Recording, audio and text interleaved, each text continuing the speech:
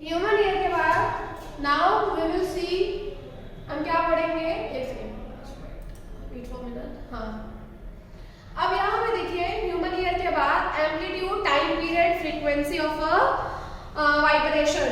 ठीक है, किसी वाइब्रेशन का एम्पलीट्यूड क्या होता है, टाइम पीरियड क्या होता है, फ्रीक्वेंसी क्या होती है। ठीक है, तो देखो इसमें क्या है बेटा, मैं आपको सब समझाती हूँ, आपको आराम से समझ में आ जाएगा। ठीक है, वी हैव लर्न दैट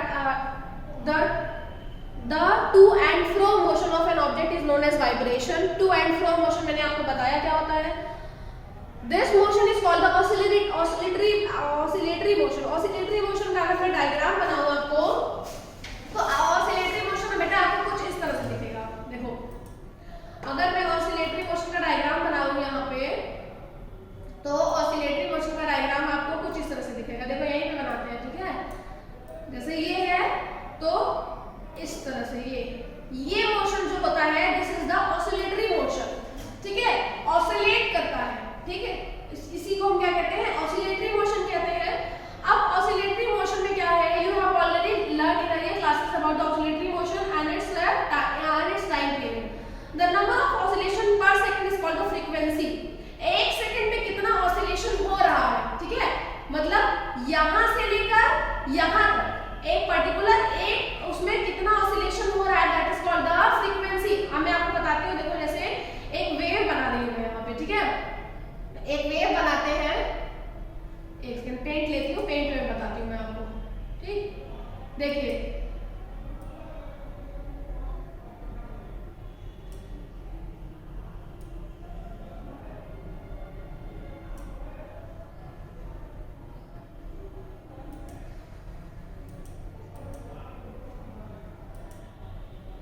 दिख रहा होगा ना आपको सबको।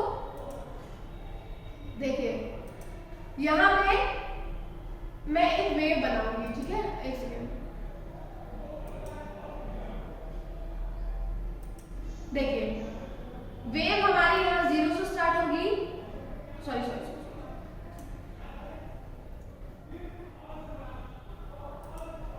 ठीक है, वेव हमारी यहाँ 0 से स्टार्ट होगी, ऊपर से नीचे इस तरह से। ये जो मोशन है, this is the oscillatory motion, oscillation हो रहा है ये। ठीक है, ये एक वेव है। अब देखो इसमें क्या है बेटा, पर्टिकुलर इस वेव में जहां से वेव हमारी स्टार्ट हुई है, ठीक है, ये वेव यहां से स्टार्ट हुई, पूरी ऑसिलेट करके फिर यहाँ पे खत्म हुई है। मतलब अगर मैं इसका तुमको आपको दिखाऊं तो यहां से लेकर, एक सेकेंड, यहां से लेकर पर्टिकुलर ये वेव खत्म कहाँ हुई है, यहाँ तक आई है कि नहीं आई है। ये वेव जो है यहाँ से लेकर यहाँ तक आई है, तो एक कंप्लीट ऑसिलेशन हुआ है। एक कंप्लीट ऑसिलेशन में जो वाइब्रेशन होता है, that is called the frequency. उसको फ्रीक्वेंसी कहते हैं। समझ में आया कि नहीं? कंप्लीट ऑसिलेशन यहाँ से यहाँ तक हुआ है, मतलब देखो क्या है इसमें, हम लोग कहाँ से गए हैं, हमने स्टार्ट 0 से किया है। मान लो इस वेव को वी हैव स्टार्टेड फ्रॉम 0 से हम आए, ये क्या है, ये हाफ ऑसिलेशन हुआ इसका, फिर नीचे से फिर ऊपर आए, अपनी पोजीशन पे वापस देखो इसी लाइन पे आ गई है जिस लाइन पे से उसने स्टार्ट किया था। This is the complete oscillation. ये कंप्लीट ऑसिलेशन हुआ इस वेव का, और ये कंप्लीट ऑसिलेशन जहां पे खत्म होगा एक वाइब्रेशन का, that is called the frequency. उसी को हम क्या कहेंगे बेटा, that is called the F. उसी को हम फ्रीक्वेंसी कहेंगे। समझ में आया ना? अब देखो इस पर्टिकुलर वेव को एक ऑसिलेशन कंप्लीट करने में जितना टाइम पीरियड लगा है, that is called the time period. समझ में आया ना? जितना टाइम लगा है उसको हम टाइम पीरियड कहेंगे। मतलब अगर मान लो ये वेव यहाँ से स्टार्ट हुई और मान लो पोजीशन ए से, ये वेव पोजीशन ए से स्टार्ट हुई है, ठीक है, और पोजीशन बी तक गई है। ये हमारा पोजीशन बी है, जो ये पॉइंट है, this is the position B. ये पॉइंट हमारा पोजीशन बी है। तो ये वेव पोजीशन ए से पोजीशन बी तक जाने में, मतलब एक कंप्लीट ऑसिलेशन करने में इसको जो टाइम लगा है, that is called the time period of that wave. उस वेव का वो टाइम पीरियड होता है। समझ में आया? एम्पलीट्यूड मैंने आपको बता दिया है। एम्पलीट्यूड क्या होता है, यहाँ से यहाँ तक की जो डिस्टेंस होती है, it is called the amplitude. ठीक है, इसको हम क्या कहते हैं, इसको हम एम्पलीट्यूड कहते हैं। ठीक है, एक पर्टिकुलर वेव में जहां से उसका क्रस्ट और जहां से उसका थ्रू होता है, उसी को हम एम्पलीट्यूड कहते हैं। ऊपर वाले पार्ट को क्रस्ट थ्रू कहते हैं, ठीक है। जब वेव ऊपर जाएगी तो this is called the crest, और नीचे वाले पार्ट को थ्रू कहते हैं, ठीक है। इतना समझ में आया सबको? देखो यहाँ पे लिखा हुआ है द नंबर ऑफ ऑसिलेशन पर सेकंड इज कॉल्ड फ्रीक्वेंसी। एक सेकंड में जितना ऑसिलेशन हो रहा है उसको फ्रीक्वेंसी कहते हैं। Frequency is expressed into hertz, hertz में एक्सप्रेस की जाती है, ठीक है। It has a symbol of Hz, जो सिंबल होता है दैट इज Hz। समझ में आया? Now a frequency 1 hertz is 1 oscillation per second. If one object oscillates 20 times in 1 second, what would be the frequency? Question है ये देखिए, if an object oscillates 20 times in 1 second, what will be the frequency? आप देखो बेटा, एक formula मैं आपको बता रही हूँ, frequency is equal to 1 upon time period होता है, f is equal to 1 by t, ठीक है। f is equal to 1 by t, तो क्या होता है, frequency is equal to 1 by time period, f is equal to 1 by t होता है। तो मतलब आपकी क्या होगा, frequency is inversely proportional to time. जितना टाइम बढ़ेगा उतनी फ्रीक्वेंसी कम होगी, जितना टाइम ज्यादा होगा उतनी फ्रीक्वेंसी कम, जितना टाइम कम उतनी फ्रीक्वेंसी ज्यादा। अब क्वेश्चन क्या है, देखिए यहाँ पे a frequency of 1 hertz is 1 oscillation per second. If an object oscillates 20 times in 1 second, 20 times oscillate करता है, तो what would be the frequency? Time period कितना है, 1 सेकंड है, और 1 सेकंड में कितना ऑसिलेट कर रहा है ये, 20 टाइम्स ऑसिलेट कर रहा है। समझ में आ रहा है कि नहीं आपको? एक उसमें 20 टाइम ऑसिलेट कर रहा है, मतलब ये देखो 1 मिनट में 20 वही क्या लिखा है, it is the symbol of hertz, frequency 1 hertz is 1 oscillation per second. A frequency of 1 hertz is 1 oscillation per second, ठीक है। अब देखो 20 oscillation कर रहा है 1 सेकंड में, 20 oscillation 1 सेकंड में कर रहा है बेटा, तो देखो इसमें क्या है, 1 oscillation per second, मतलब पर सेकंड में 1 oscillation करता है। अगर हम यहाँ पे निकालेंगे इसका, तो इसमें क्या होता है, पर oscillation पर सेकंड में करता है, 1 सेकंड में पर 1 सेकंड के अकॉर्डिंग उसका ऑसिलेशन हो रहा है। जस्ट अ सेकंड क्लास, मैं बढ़ा दूं थोड़ा सा।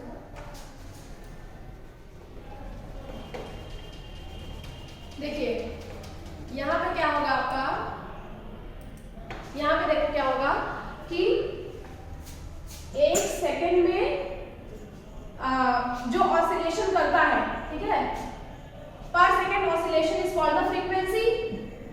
पर सेकंड ऑसिलेशन को फ्रीक्वेंसी कहते हैं। अब देखो मतलब एक ऑसिलेशन अगर कर रहा है 1 सेकंड में, तो फ्रीक्वेंसी हमारी 1 हर्ट्ज हुई। अगर 1 सेकंड में अगर एक ऑसिलेशन करता है तो फ्रीक्वेंसी कितनी हुई, 1 Hz हुई हमारी, ठीक है। अब देखो क्या कर रहा है, 1 सेकंड में बेटा ये 20 ऑसिलेशंस कर रहा है, 20 ऑसिलेशंस कर रहा है, तो हमारी फ्रीक्वेंसी कितनी होगी, 1/20। समझ में आ रहा है कि नहीं? तुम लोग को समझ में आ रहा है क्लास?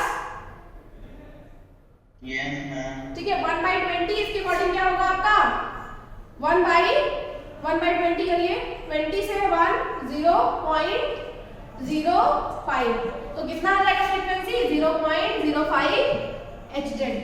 समझ में आया कि नहीं? तो जो क्वेश्चन है, मतलब अगर 1 मिनट में 20 ऑसिलेट कर रहा है तो फ्रीक्वेंसी कितनी होगी, 1/20। इसका मतलब आप ये समझ सकते हो frequency is equal to 1 by time period. समझ में आया ना?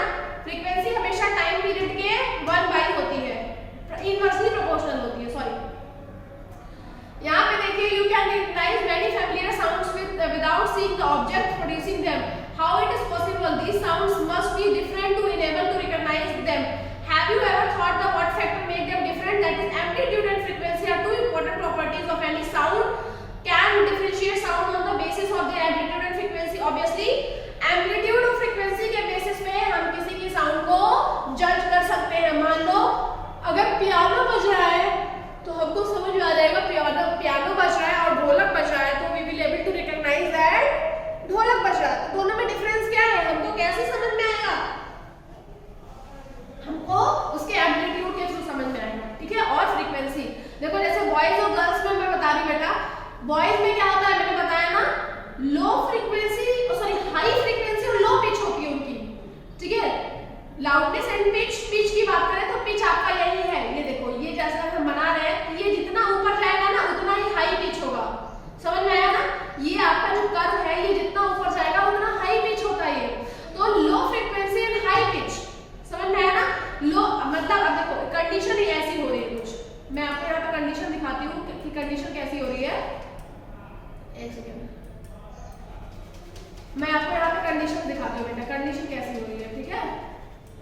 देखो यहाँ पे देखिए जो कंडीशन हो रही है हमारी वो ऐसी हो रही है, दोनों की कंडीशन बता रही हूँ, ठीक है, बॉयज और गर्ल्स में दोनों की। यहां से देखिए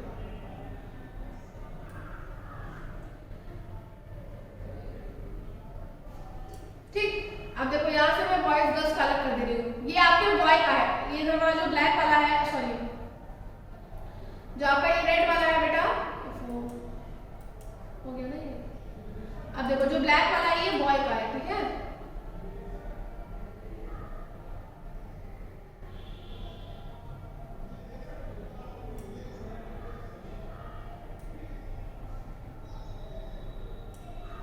ठीक, और ब्लू वाला मैंने गर्ल का बनाया है। देखो बॉय का बनाया था, गर्ल का पिंक।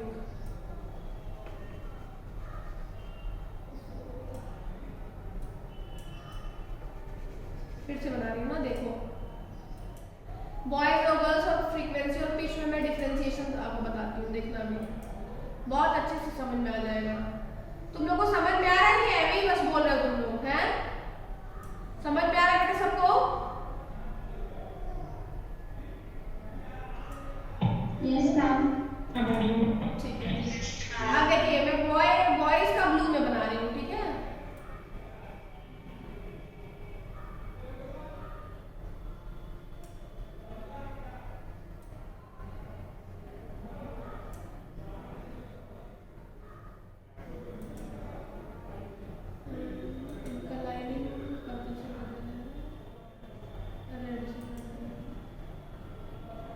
देखो बॉयज में क्या होता है, high low frequency high pitch, sorry high frequency low pitch, ठीक है। तो फ्रीक्वेंसी हाई है पर पिच लो है, मतलब सॉरी सॉरी सॉरी एक सेकंड, मतलब जो हमारा कर्व बनेगा वो किस टाइप का बनेगा, कर्व कुछ ऐसा बनेगा। देखिए बॉयज में जो कर्व बनेगा वो पिच कम है लेकिन हमारी फ्रीक्वेंसी उसकी क्या है, ज्यादा है, इस तरह से। अब देखो इसमें ये वेव स्टार्ट यहाँ से हुई है और खत्म यहाँ पे हो रही है बेटा, तो इसकी जो फ्रीक्वेंसी है, अगर मैं आपको यहाँ पे दिखाऊं तो इसकी जो फ्रीक्वेंसी है, इट स्टार्ट फ्रॉम पोजीशन ओ, मान लो ये ओ पोजीशन है, या सॉरी मान लो यहाँ से लेकर इसकी फ्रीक्वेंसी कहाँ तक आई, यहाँ तक आई। यहाँ तक आई कि नहीं है बच्चों, है ना, यहाँ तक इसकी फ्रीक्वेंसी आई है, ठीक है। अगर मैं 0.0 से स्टार्ट करती हूँ तो देखती हूँ उसकी फ्रीक्वेंसी यहाँ तक आई है। अगर मैं गर्ल्स में बनाती हूँ, गर्ल्स में देखिए, अगर मैं गर्ल्स में बनाती हूँ तो गर्ल्स का कुछ इस तरह से आएगा, इधर देखो गर्ल्स का है ये, आपको बोर्ड विजिबल हो रहा है ना? Yes ma'am. देखो गर्ल्स का देखो मैं बना रही हूँ, ठीक है।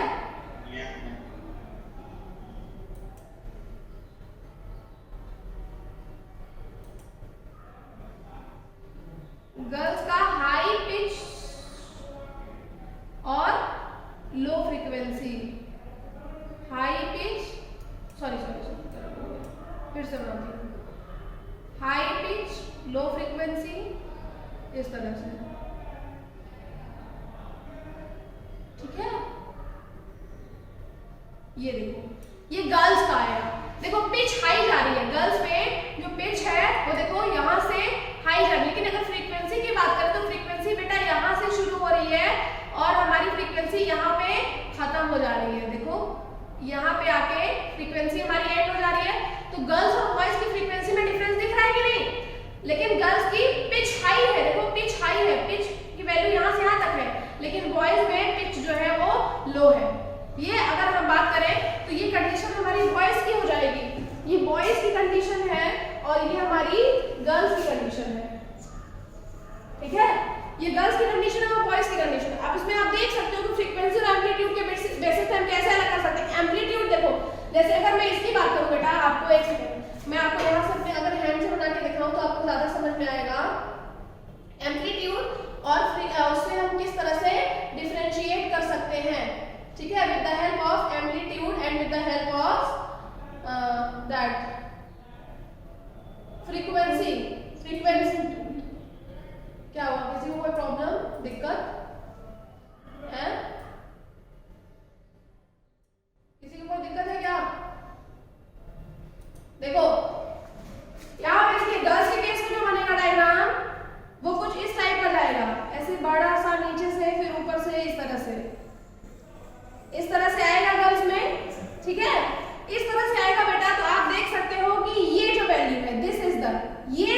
मेरा ये एम्पलीट्यूड है, ये मैंने आपको पहले बताया, जो मिडिल वाला है वो एम्पलीट्यूड है। तो एम्पलीट्यूड ज्यादा है और फ्रीक्वेंसी कम है। गर्ल्स में amplitude is more, frequency is less, but boys में frequency is more and amplitude is less. तो एम्पलीट्यूड और फ्रीक्वेंसी से हम वॉइस रिकॉग्नाइज कर सकते हैं कि वो वॉइस पर्टिकुलर गर्ल की है या बॉय की है। ठीक है, यहाँ पे देखिए आगे, यहाँ पे देखो, loudness of the sound is proportional to the square of the amplitude to the vibration producing the sound. For example, if the amplitude becomes twice the loudness increases by the 4 factor. The loudness is expressed in unit called the decibel. Obviously human being का कितना है decibel, किसी को पता है? Human being की hearing capacity ma'am 20 और 20,000 hertz. 20 to 20,000 hertz. Yes ma'am.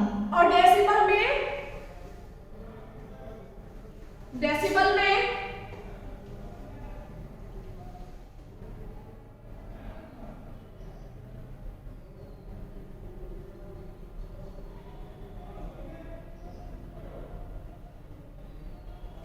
Decibel में अगर ह्यूमन बीइंग की निकालोगे तो कितनी आएगी, बताओ जल्दी से। ये होगा क्या आपका, निकाल के दिखाना डेसिबल में कितना होता है।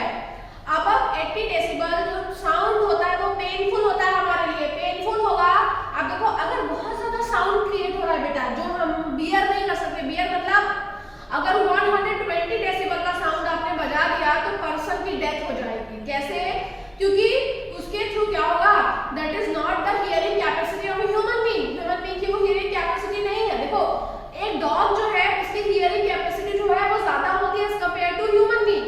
ह्यूमन बीइंग के कंपैरिजन में वो सर्वाइव कर पाएगा, लेकिन ह्यूमन बीइंग की डेथ हो जाएगी। क्यों डेथ हो जाएगी? क्योंकि ह्यूमन बीइंग जो है उसकी जो नॉर्मल हमारी कैपेसिटी है that is the 60 decibel. Normal जो है वो 60 to 80 डेसिबल होती है। हम सुन सकते हैं 60 से 80 डेसिबल के बीच में, लेकिन अगर उससे ज्यादा होगी, 90 भी होगी तो थोड़ा हम सहन कर लेंगे। लेकिन अगर 120 डेसिबल गई तो पर्सन की डेथ हो जाएगी। कैसे?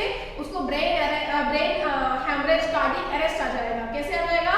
उसके जो फंक्शंस हैं वो काम करना बंद कर देंगे। ठीक है, तो इसके थ्रू पर्सन की डेथ हो सकती है। यहाँ पे देखो, the loudness of the sound depend upon the amplitude. When the amplitude of the vibration is large the sound produces loud, when the amplitude is small the sound produces feeble. Obviously देखो, ये amplitude है, ये देखो इसमें बनाया गया है। इसके केस में देखो, ये वाले केस में और ये वाले केस में, दोनों में क्या अंतर है? इसमें इन्होंने क्या रखा है, फ्रीक्वेंसी कम रखी है बेटा और एम्पलीट्यूड ज्यादा रखा है। इसमें फ्रीक्वेंसी ज्यादा है, एम्पलीट्यूड कम है। इसीलिए सीटी की आवाज दूर तक सुनाई देती है, बट ड्रम की आवाज नहीं। ड्रम की आवाज बड़ों जैसे सुनाई देती है। तो यही डिफरेंस तो बॉयज और गर्ल्स की वॉइस में भी है, सेम यही डायग्राम बॉयज और गर्ल्स वाले में भी बनेगा। ठीक है, यहाँ पे देखिए लिखा हुआ है, on the other hand a whistle has a high frequency and therefore produces a sound of higher pitch. समझ में आया ना? A bird make a high pitched sound whereas a lion make a low pitched roar. However, the roar of lion is very loud while the sound of the bird is quite feeble. Same चीज है। Every day you hear the voices of the children. ये सब तो audible and inaudible sounds. Audible and inaudible sounds में देखिए, we know that we need a vibrating body for a production of sound. Can we hear the sound of all vibrating body? The fact that the sound of all frequencies less than 20 vibrations per second cannot be detected by human ears, such as called the inaudible. Inaudible मतलब 20 से नीचे हम नहीं सुन सकते हैं। 20 से नीचे की अगर हर्ट्ज में कोई बोलेगा तो हमको सुनाई नहीं देगा। ठीक है, आवाज नहीं आएगी हमको। Then on the higher side, sounds of the frequencies higher than 20,000 vibrations per second, that is 20 kHz hertz, are also not audible to human ear. Thus, the for human range for audible frequencies are 20 to 20,000 hertz. सिर्फ 20 to 20,000 hertz है। It is your homework that you have to find the sound capacity of the human, that is audible and inaudible capacity in the decibel. Decibel में कितनी capacities है? This you have to search. Some animals can hear sound frequencies higher than the 20,000 hertz. Dogs have this ability. मैंने बताया ना, dog के पास ऐसी ability होती है। The police use the high frequency whistles which dog can hear but human cannot.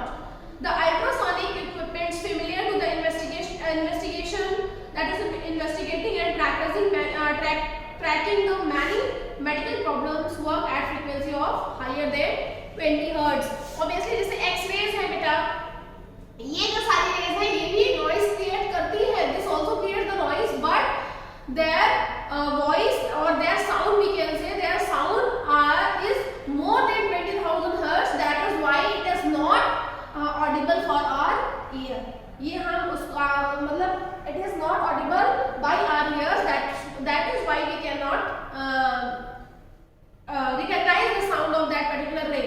या फिर कोई भी चीज जिसकी साउंड जो है वो 20 हर्ट्ज से 20,000 हर्ट्ज से ज्यादा होगी, we won't be able to hear that noise, हम उस नॉइज को सुन नहीं सकते हैं। समझ में आ गया सबको?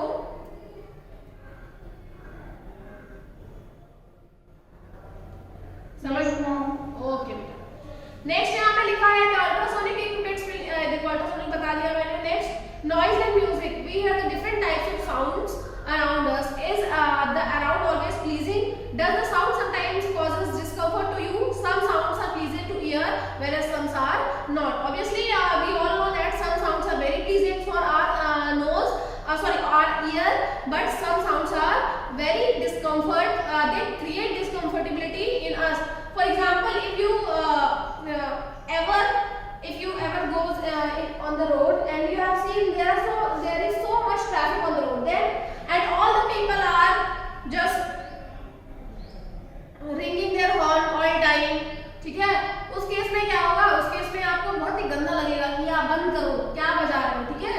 क्योंकि ऑब्वियसली सभी उस जैम में फंसे हुए हैं, ठीक है? सभी ट्रैफिक में फंसे हैं, but all people are creating the same sound by their horns. वो जो साउंड होती है that cause discomfort to us. जैसे ऑब्वियसली अभी आपको मेरी साउंड बहुत डिस्कम्फर्ट लग रही होगी कि मैम पढ़ा रही है, ठीक है? तो ये भी बहुत डिस्कम्फर्ट लगती है बच्चों को, लेकिन ये नॉलेजेबल साउंड है, ठीक है? तो साउंड जो है वो कंफर्ट और डिस्कम्फर्ट दोनों टाइप की होती है। कंफर्ट में हमारी कौन सी होती है? जो म्यूजिकल इंस्ट्रूमेंट की साउंड होती है, that is the comfortable sound for us. On the other hand you enjoy the sound for the musical instrument. Musical sound is one which is pleasing to ear. Sound produced by the harmonium, musical sound. The string of sitar also gives the sound of a musical sound. But if a musical sound become too loud, would be it remain melodious?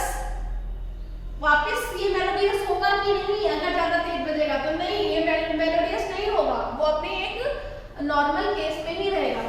अब देखो बेटा noise pollution, ठीक है? अच्छा ये बताओ मुझे, question है मेरा, नॉइज पोल्यूशन को जब हम कम करते हैं तो उसको क्या कहा जाता है? Green muffler. आपको पता है ग्रीन मफलर जो वर्ड है, green muffler word is used for the two reduce the sound pollution. आपको ये जान लेना है, ग्रीन मफलर नाम अगर कहीं भी ग्रीन मफलर आता है तो आप सोचोगे कि ये एक तरह से किसके लिए है green muffler? Green muffler is basically for the thing कि कोई जैसे ग्रास हो या फिर कोई खेत वेत हो, या फिर मतलब आपको ग्रीन रेवोल्यूशन से समझ में आएगा, लेकिन ग्रीन मफलर जो है that is to reduce the noise pollution. वो बेसिकली नॉइज पोल्यूशन को रिड्यूस करने के लिए ये वर्ड यूज किया गया है, ग्रीन मफलर, याद रखिएगा, ठीक है? नॉइज पोल्यूशन क्या है? नॉइज पोल्यूशन जब जो साउंड है अबव देन 20 डेसिबल हमारे एटमॉस्फेयर में आने लगेगी, जिसकी वजह से पोल्यूशन क्रिएट होगा। उस पोल्यूशन से क्या होता है? नॉइज पोल्यूशन से क्या होगा? देखो major causes of noise pollution are sounds of vehicles, explosion including the bursting of crackers, machines and loud speakers. What source of in human what sources in the homemade may lead to the noise, that is television and the transistor radio at a higher volume, and some kitchen appliances, desert coolers and air conditioners all contribute to noise pollutions. आप देखो अब noise pollution भी contribute करते हैं। harm क्या होता है? harm भी देख लीजिए। देखो इससे क्या होता है? Do you know that the presence of excessive noise in the surrounding may cause the health problems, that is lack of sleep, hypertension, high blood pressure, anxiety and many more health disorders, and may cause the noise pollution. A person who is exposed to the loud sound continuously may get temporary or permanent impairment of hearing. Obviously if the person is facing that problem, means person is all time he is belonging to the place where all time the noise is coming, then he may be got irritated. And what is the reason of that irritation? The reason of that irritation is the high blood pressure, anxiety, and he can also have the problems like the hypertension.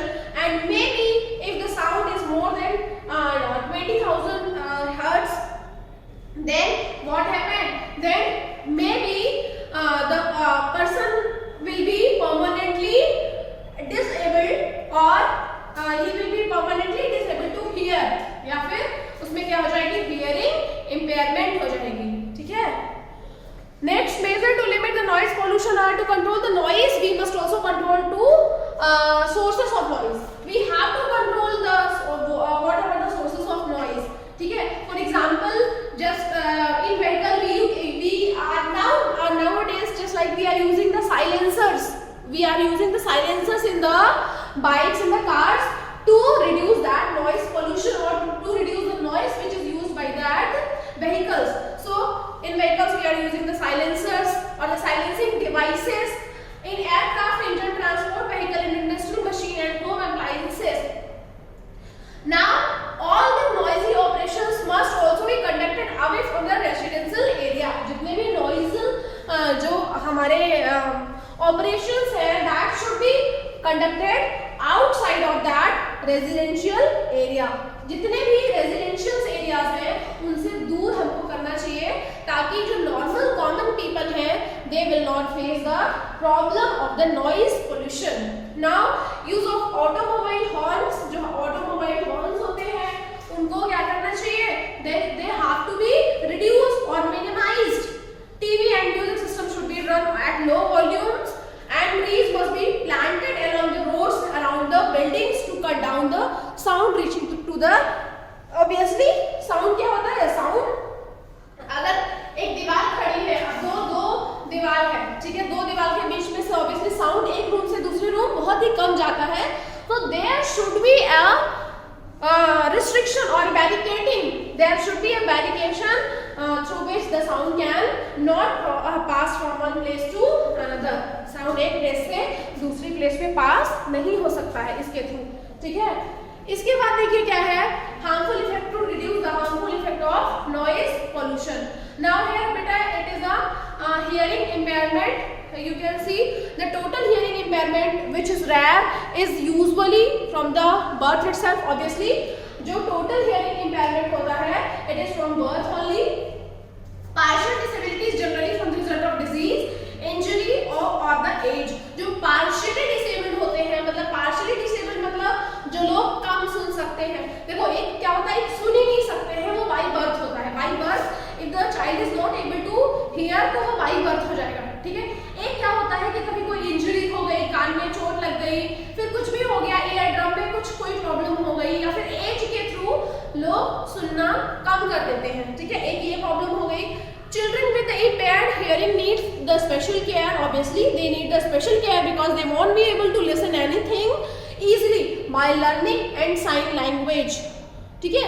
For them we are using the sign language. Such children can communicate effectively because speech develops as the direct result of a hearing. A child with a hearing loss may defective speech also.